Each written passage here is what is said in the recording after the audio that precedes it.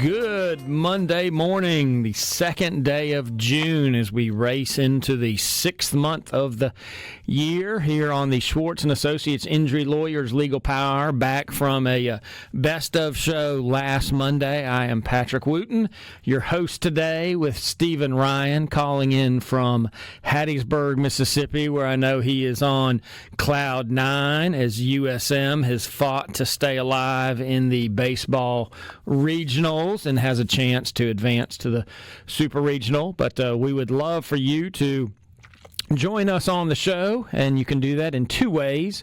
One, on the SuperTalk call line at 888-808-8637, or text us on the C Spire text line 601-879-4395. Good morning to you, Stephen. So have you gotten any sleep over the weekend? I have not gotten any sleep over the weekend, but go Eagles, win today.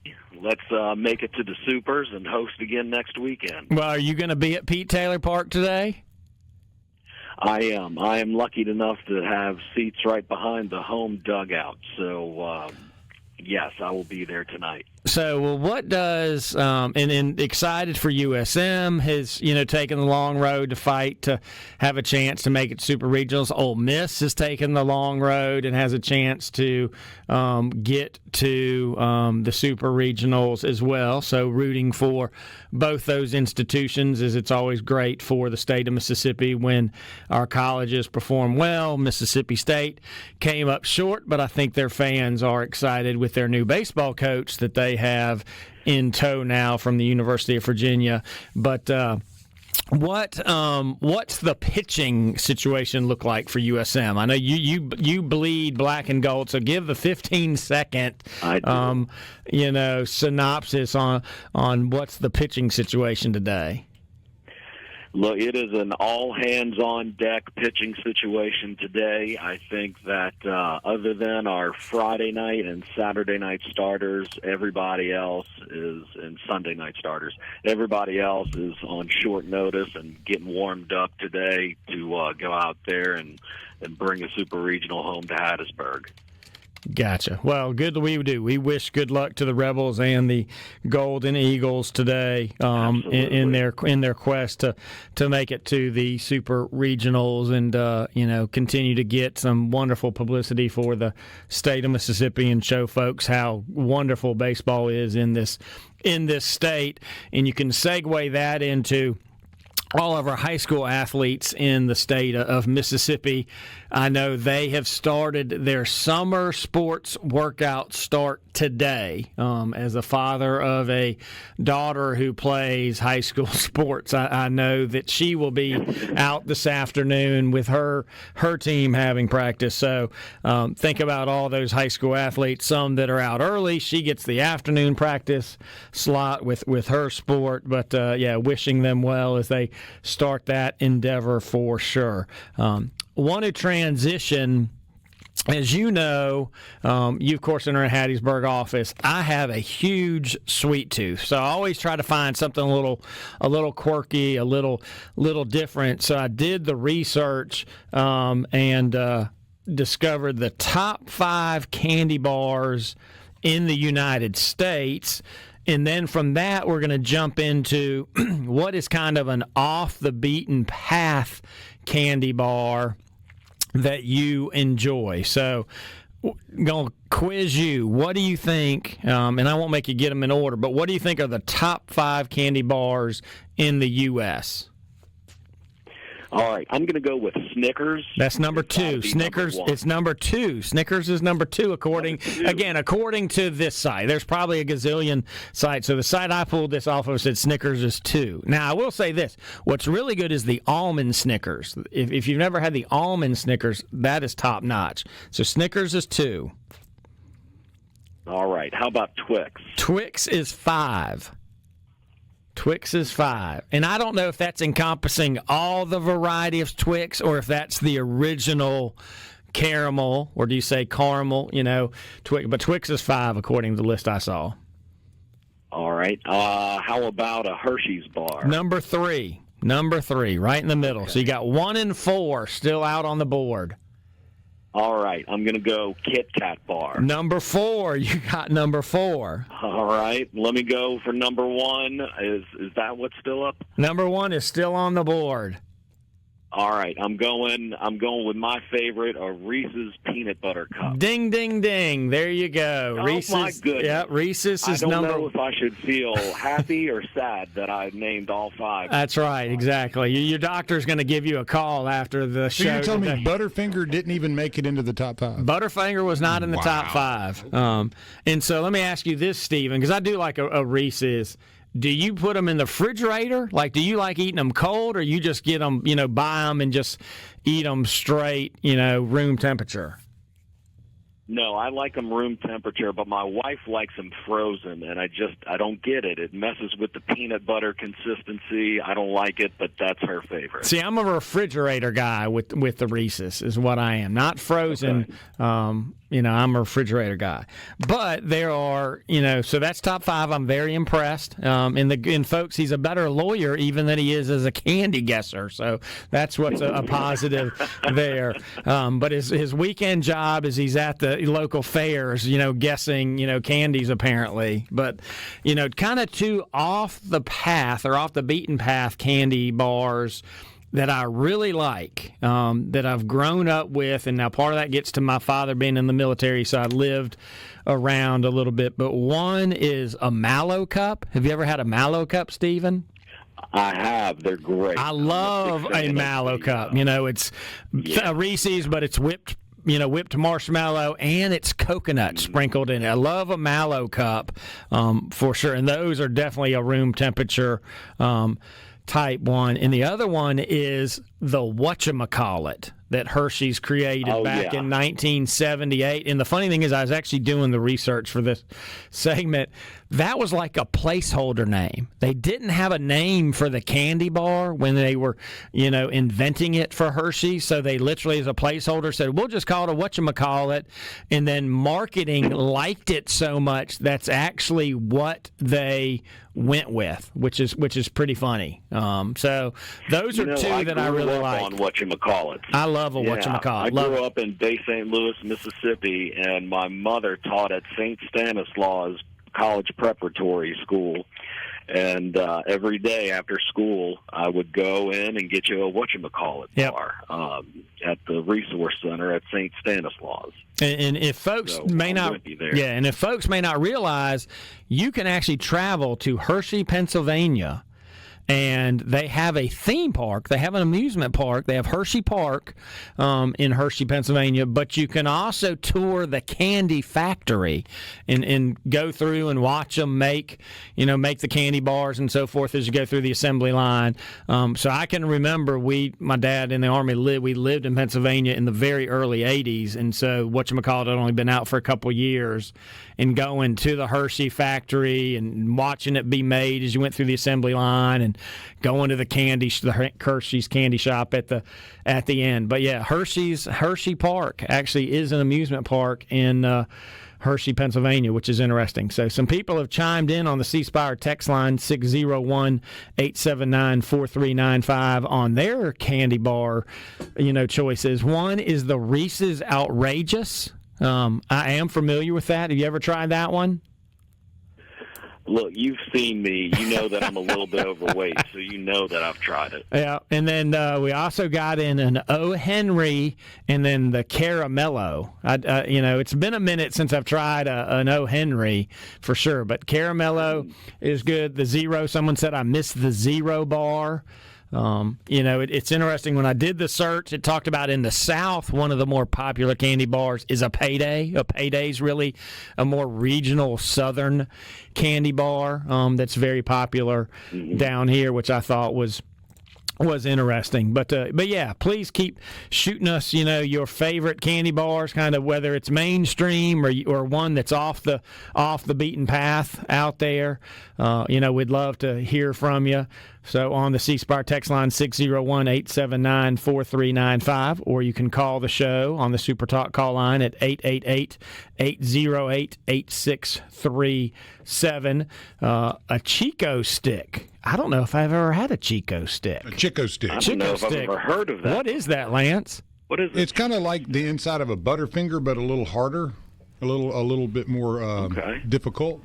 Interesting. Okay. But they're good. They're chicken stick. And then John in Pontotoc said a Nutter Butter, solid. And then we got Ray chiming in with a Heath bar. Now, I do love a Heath bar. I'll get in a thing where I'm going to go to the store and go buy like a 6-pack of Heath bars, and then just over the course of a month, just, eat those nonstop. Yeah. So, definitely. That's my brother's favorite is a Heath bar. Heath bar's great. We're racing through the first segment. Liz said a Milky Way, and then we also got Always Like a Payday. So we appreciate everyone chiming in. Keep them coming. We'll be back after this break, and we actually will talk some things legal, as we've got a great question on the C Spire text line here that we'll get to after the break. Monday, June the 2nd, on this Baseball Monday in the state of Mississippi. So, again, good luck to both the Rebels and the Golden Eagles today.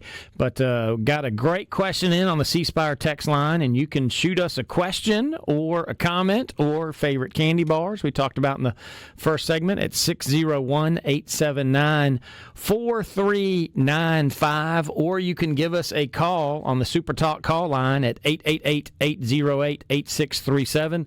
I'm Patrick Wooten, joined by Stephen Ryan, our attorney in our Hattiesburg, Mississippi office right there on Hardy Street. So appreciate you taking the time to join us. And so great question here, because I can feel this gentleman's pain. So here's the question. We live in a neighborhood with an HOA.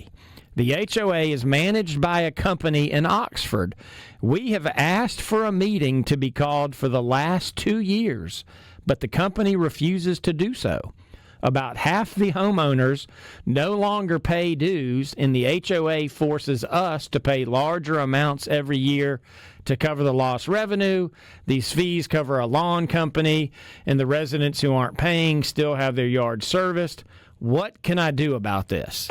So, great question. HOAs can be a wonderful tool if they are administered properly, and this is coming from a person who served as an HOA president in a former neighborhood where I lived, which was a spectacular neighborhood, and everyone got along and it went real well. But the first thing I would say is look to see what your covenants are. I mean, I live in a neighborhood now that's covenant protected, and so I know if you don't pay your dues, because we have a management company for our HOA, they're going to send you a letter that says, hey, you forgot to pay your dues, and they're going to give you a short amount of time to do it, and then they'll send you, if you don't pay it, they're going to turn around and put a lien on your house. They actually go get the attorney and go put a lien. So the first thing is, if there are covenants, you need to look at the covenants to see what's out there, because I suspect there's going to be in the bylaws, like we have bylaws, we have covenants, you have all these things. So also look at the bylaws. Like, we have to have an annual meeting. That's part of our bylaws in our neighborhood. We had our first annual meeting in March where we actually elected the board.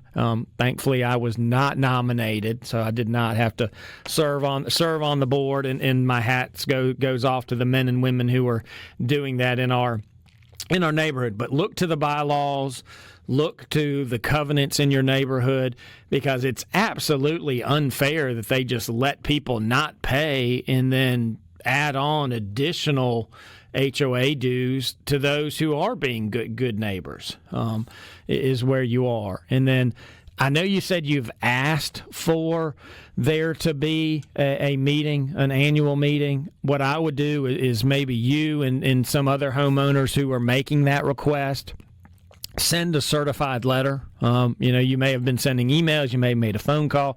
I would send a certified letter, especially if you can find the bylaws that require an annual meeting to be able to, have a paper trail. And then if you just don't get anywhere, well, clearly it doesn't seem like the management company is fulfilling their end of what their contract should be, because their contract should be getting people in the neighborhood to pay their dues, to make sure the bills are paid. The lawn company? Do they put out requests for proposal every year, or is it just the same lawn company that's been used for, a long period of time, and are they getting the best return on the dollar for that? But you got to start by looking at the bylaws and covenants, and then if you've got those, send a certified letter to the management company and highlight that I'm sure your bylaws require an annual meeting within the HOA. But what else would you add to that, Stephen?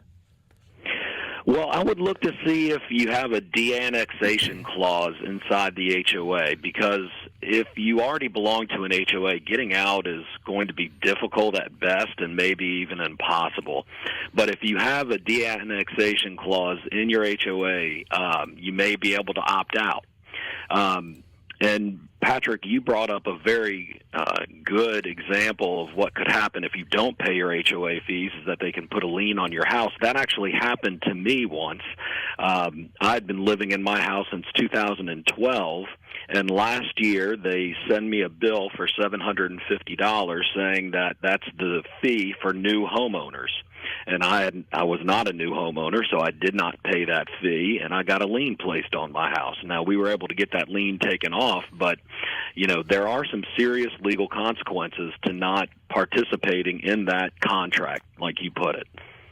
Yeah, for sure. So I hate you are dealing with that. I do appreciate you reaching out. And again, if you just don't get anywhere, ultimately what you may want to do is, because it didn't say what part of Mississippi he was from, the other part may be ultimately go talk to a local attorney. It may ultimately be Absolutely. go talk to, it's not going to be a personal injury attorney, so it's not Schwartz and Associates in this instance. Is what you'd want is somebody that maybe deals with real estate or a contract attorney, and you did. Thanks, John, because I see you replied back, so thank you for that. But go talk to an attorney. But again, they're going to want you to have a copy of the bylaws, the covenants, show that you have sent notice and you have a paper trail to the management company and so forth. But good luck to you, because man, that really stinks that you all are going through that. So that is no fun. Again, when HOAs work, they are great and can just make a neighborhood that much better. But when they are dysfunctional, oh my gosh, it can just make it absolute misery for a neighborhood, because you get politics and cliques and all those other things. And if the management company's not stepping in and being the independent arbiter in the room, it is just absolutely crazy. So good luck to you. It's a nightmare. John. Yep. Yeah, and if HOAs are designed to make sure your home and its value stays where it should be, and when an HOA fails, it can bring home prices down in your area if you look at comps. So it's a very tricky situation to be in. Yep, absolutely. Well, if you'd like to join us like John did, you can text us on the C Spire text line 601-879-4395, or you can give us a call on the SuperTalk call line 888-808-8637. Couple other candy bar texts came through. Bubba said the old Goo Goo Cluster. That's definitely, I think, a southern flair to that one. And then we got another one who says, my wife's go-to is an Almond Joy. Now, I do like an Almond Joy every now and then. So that is... there's nothing wrong, wrong with that. But again, here's another. Yeah, go ahead. No, I was just going to say, I'm on a weight loss journey, so I try not to eat sugar, especially processed sugars. But my guilty pleasure is a Reese's Fast Break bar. Now, those are good in the refrigerator and the freezer. If they're melting in your hands, Reese's Fast Break, you can't go wrong. Okay, I have not tried that one. So, Mike sent a text in, and again, kind of staying on this HOA bandwagon. It said, I had a thought about my HOA the other day. Is there a method by which the homeowners can vote to change the rules? Obviously, maybe a process in the covenants and or bylaws, but is an amendment process option typically available? What remedies do the homeowners have when they're not happy with their HOA? So I think in the perfect world, Mike, is you're going to go look to your bylaws and or your covenants to see what mechanisms are built into it for change. I think if you're not happy with your HOA, your ability, like especially for ours, like ours is a 7-person HOA board. That's how many people are on our HOA with terms of 1 year, 2 years, and 3 years. So if you just don't like what your HOA is doing, you're going to vote out the members, when it comes to an annual election. So we'll have an annual election every year in our neighborhood. You would vote out those members. You would nominate people that, you think are going to do a better job of running the HOA that's out there. I mean, ours even goes so far as we've got the 7-person HOA board. We have a treasurer who is not a member of the HOA board.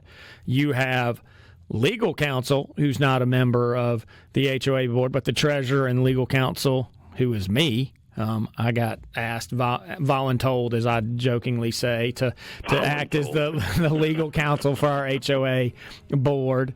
We're not members of the board, so the treasurer's a CPA, so she's great in that role. I'm stepping in. So I think the key is I have looked through our bylaws and covenants more so than I've ever looked through in any neighborhood where I have resided. So, but again, it's the power of the voting booth, is that annual election is electing people who you think could do a better job on the board. And then the other thing is going and requesting the minutes. I mean, you've got the right as a homeowner when that board is meeting to ask for a copy of the minutes to see what they're discussing, what decisions are they making, and so forth. So, it's let your voice be heard. Just don't sit back and go, oh, they got it. Is be an active participant in the process. And then the last text before we go to the break is we got another vote for Mallow Cup. So love it. We'll be back after this. All right. Injury Lawyers Legal Power Hour. Patrick Wooten, Stephen Ryan on this Monday morning as we power into the third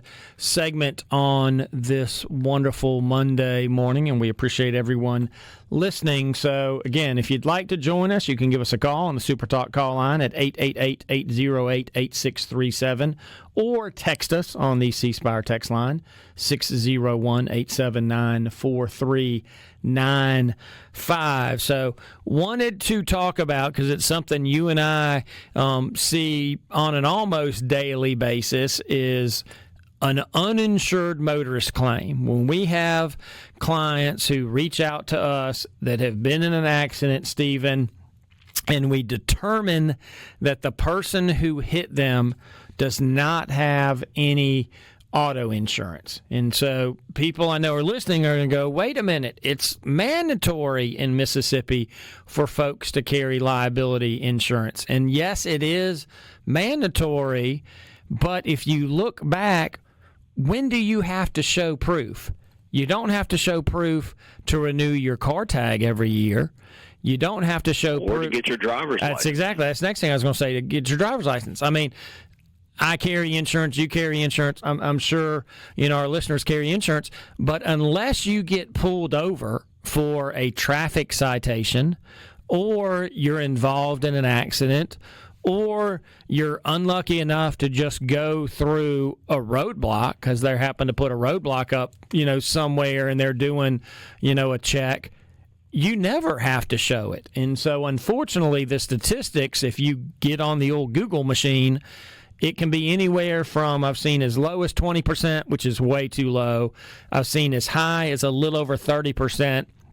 So I do think it's somewhere in between there. So I think it's 25 to 30% of Mississippi drivers drive without any sort of auto liability coverage, which means if they run into you, they're not going to have any insurance for you to attack, so to speak, or to go after to get your medical bills paid and your lost wages compensated and to get your car fixed and to make up for your pain and suffering and so forth. So that means, do you have uninsured motorist coverage? So talk us through, Stephen, the two scenarios. That happens and our client thankfully carried uninsured motorist coverage.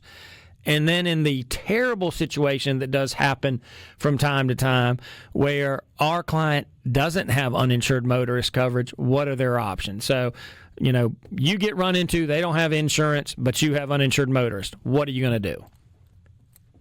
Well, you're going to make a claim against your own insurance company for that or UIM coverage. They're not going to want to pay it. So it's important that you have an attorney who knows the system, who knows how to get you paid for your pain and suffering, for your property damage, for your lost wages, things like that. I always carry a higher amount of coverage than the average person just because I've got 2 little ones, and I don't want to be in that situation where it's that 20 or 30% of people who don't carry insurance. And unfortunately, we see a lot of times that our clients don't have enough coverage or UIM coverage to pay all their bills and to get compensated for things like lost wages and pain and suffering and things like that. So I'm always telling our clients and anyone who will listen that if you can afford it, you need to get a higher amount of coverage than just the minimum 25-50 policy. Yep, absolutely. And then the caveat to that as well is if the person who hits you does have liability coverage, but let's say they only carry the state-mandated minimum, which is $25,000, your uninsured motorist coverage can turn into, because it's also the same thing as underinsured motorist coverage. So there could be another bite of the apple potentially for you to seek additional dollars if your claim is worth it. And I can tell you, and Stephen can tell you, going to the emergency room now is typically going to cost you, on the low end, $10,000, and we've both seen emergency room bills that are north of $20,000. So think about it. If the adverse only has $25,000 and you've been to the emergency room and have a $20,000 bill, and that's before you've had any sort of follow-up treatment, because at the end of the day, you getting healthy and recovering from your injuries is the most important thing out of an accident. You know, it's just expensive nowadays. It's a lot of money. Getting medical treatment is expensive. So, definitely, carrying that uninsured motorist coverage, and like you said, as much as possible is really good. If you have more than one car, those policies can stack on top of each other, which is a positive in Mississippi for sure. So we do have a caller on the phone, so we're going to stop for a second and take this call, and then we'll jump back into the So good morning, Bob. Thanks for listening as always. How can we help you today? Hey, good morning, guys. Hey, I love me some softball. It's the regional. It's the World Series approaching in a couple of days. Oh yeah. And I really want to see somebody come out, a new champion. Oklahoma has dominated the field for years now, and they are an excellent team. Guys, I have to dwell into your job deep today, and I wanted to ask you this question. When suing someone, because I heard you talking about the HOA earlier, or personal injury cases, when y'all are suing someone, can you tell me what else you consider besides, if you here are some of the things that you consider, and you can enlighten me on this. If you have a valid claim to sue to begin with is number one. And then number two, the statute of limitations in a case obviously is really, really important, and the cost associated with your lawsuit that you're going to file is very important. Mm-hmm. Now, number three is if you're collecting a judgment, can you collect that judgment if you win? In other words, does the defendant or the person that you're going to sue, or the HOA that you're going to sue, do they have, and how does that work? Do they have anything, a judgment that you can collect on if you win? And then number four, you weigh the time and the commitment. And guys, I know y'all seen a lot of emotional toll may have played a role on your clients or yourself when involved in lawsuits. And you have to take into consideration the counterclaims or appeals. And also, I wanted to say that, and you can correct me if I'm wrong, just because someone dies and you sue them doesn't mean you have to stop the lawsuit or that if you have a judgment against a dead person or deceased person, it does not protect that person, I don't believe. So can y'all enlighten me on any other things that you take into consideration when you sit down and you prepare a lawsuit or to sue someone? Yeah, great question. Feel like that was an onion. You peeled back a lot of layers, Bob, for us to tackle. And don't know if I'll get to all of them. I tried to jot down some of the things, but the first thing that you kind of hit the nail on the head is under the Mississippi Rules of Civil Procedure. Is there something called Rule 11? You can't file a frivolous lawsuit.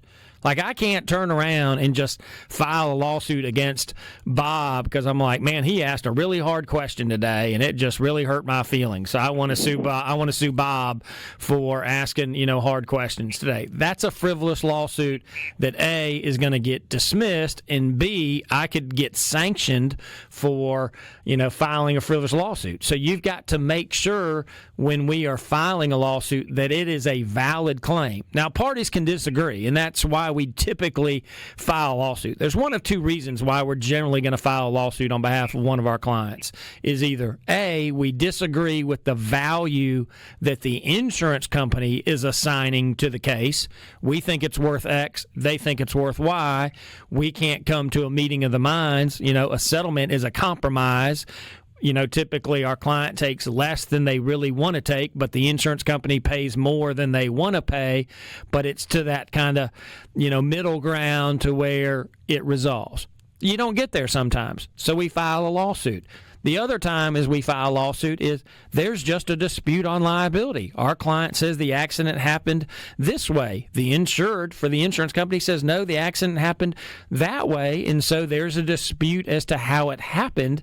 And that's the other reason why we would file a lawsuit. So that's first step is you got to just get past, is there actually valid grounds to file the lawsuit? And then you get into, as you talked about, Bob, and all those various issues, how much insurance is out there, because you're not typically suing the insurance company, you're suing the person. Where are you going to file the lawsuit? In the county where the accident happened or the county where the defendant resides? How long? You have to have the conversation. Do you file it in county court, which is a jury of 6 people? Do you file it in circuit court, which is a jury of 12 people?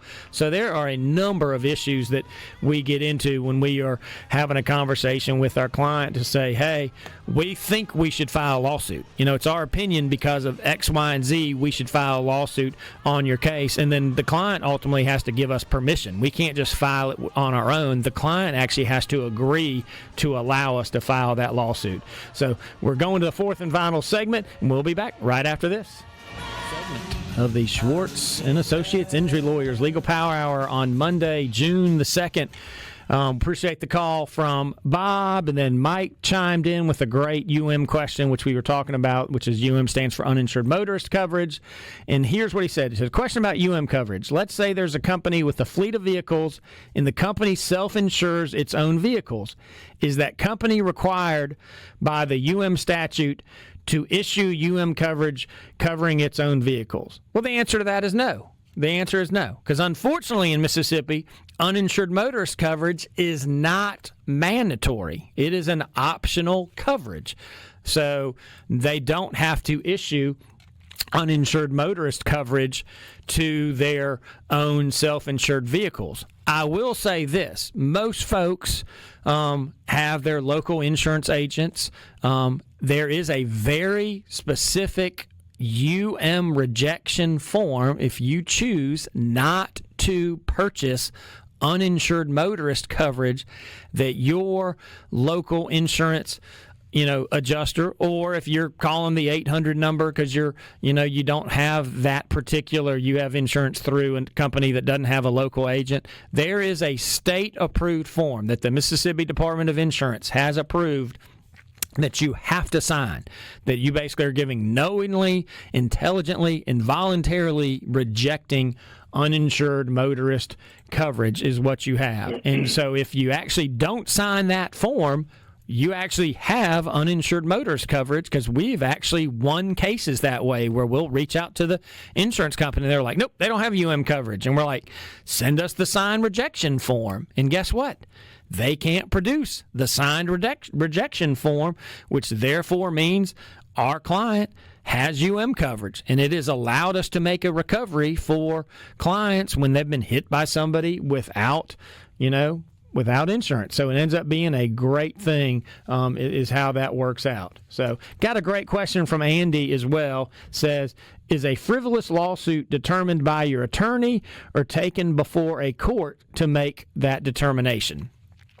So when we accept a case, we're going to investigate it and so forth. And I will tell you, we have disengaged cases from the firm when we believe the client who retained us is committing fraud. The accident didn't happen as they said, or their medicals are not related to the accident, or believe it or not, we've had some where we think it's been a staged accident, where we think the two parties colluded with one another to actually stage the accident. So we have actually stepped out of those cases. But no, so we try to determine on our end, is it a frivolous case, so therefore we're not going to file it. Traditionally, Rule 11 would be after a case is filed, and then the insurance company's lawyer is going to file a motion, arguing for Rule 11 that the case is not valid and should never have been filed and so forth. So that's how that works, Andy. But yeah, we try to be very particular and kind of statewide. Folks think, there's lots of lawsuits, and there are lots of lawsuits. But I've seen the statistic. It's only about 10% of personal injury cases across the state actually have a lawsuit filed. So 90% of them are either going to be resolved one way or the other without a lawsuit ever being filed on their behalf. So, and then wanted to circle back. So let's give the scenario quickly as we're in this last segment, Stephen. You're hit by an uninsured motorist. You don't have uninsured motorist coverage, so you're not going to make that claim. If you carried collision, could you use collision coverage to at least get your car repaired if you're hit by an uninsured motorist? I believe so, yes. Yeah. So I think you could use collision if you paid for that to get your vehicle repaired. If you had medical payment coverage, if you carried MedPay, that could help with medical bills. And then, of course, as we always encourage clients, if you have health insurance, please, make sure those health care providers file your bills with health insurance. That is really, really important. And I actually had the sweetest conversation with an older client last week, and she was like, yeah, my health provider said they can't. It's not that they won't. It's like they can't file my health insurance with Medicare. And I went, that's absolutely false. I'm like, they absolutely can file with Medicare. Now, they're entitled to wait 120 days before they have to file it, but they only have 1 year to file it. We always make sure we, tell the medical provider if our client has health insurance, we'll send a letter requesting that they file the bills with health insurance. We tell our clients to make sure the providers, because that is definitely a tool that you have to assist you to get medical treatment that is out there. Well, we appreciate everyone listening to the Schwartz & Associates Injury Lawyers Legal Power. I appreciate you, Stephen, for jumping on the show with me today. Enjoy your time at Pete Taylor Park tonight. Good luck to the Golden Eagles and to the Ole Miss Rebels. Thank you. Hopefully tomorrow we'll wake up and have two teams in the Super Regional in baseball for sure. But, if you need us, we're just one call away, 601 or 662-988-8888. Car wreck, slip and fall, motorcycle wrecks, workers' compensation claim, Social Security disability, any personal injury claim, give us a call. It is free to give us a call and free to talk to us, and we'd love that opportunity. So take care, have a safe and healthy week, and we'll be back next Monday.